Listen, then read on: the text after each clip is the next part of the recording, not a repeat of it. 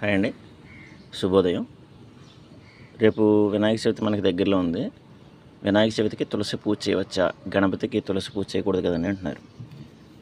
దేవతలు తత్వాలను బట్టి, అవతారాలను బట్టి ఏ ఏ రంగుల వస్త్రాలు కానీ, ఏ పుష్పాలు కానీ, ఏ ఫలాలు కానీ పెట్టాలనేది మనకి కొందరు ఋషులు వాళ్ళ తపోజ్ఞానం చేత చెప్పారు.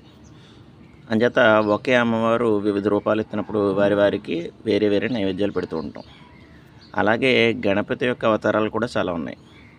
అందులో ఏ నామం అయితే చెప్పబడుతుందో ఆ నామానికి తులసీ పత్రం సమర్పయామి అని ఉన్న చోట మాత్రం తులసి పూజ చేయొచ్చు, మిగిలిన తత్వాలకి పడదు.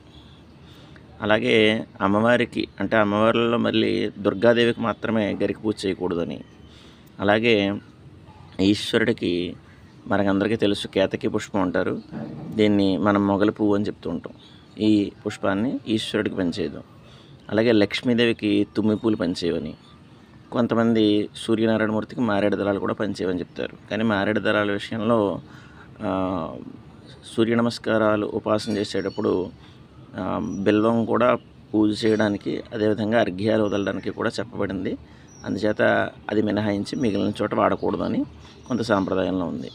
ఈ విధంగా తులసిని ఖచ్చితంగా పూజ చేయొచ్చు. అలా అని తులసి మాలలు వేయడం కానీ, తులసి పత్రిని అష్టోత్తరంగా పూజ చేయడం కానీ గణపతి తత్వానికి పనిచేయదు. జై శ్రీరామ్.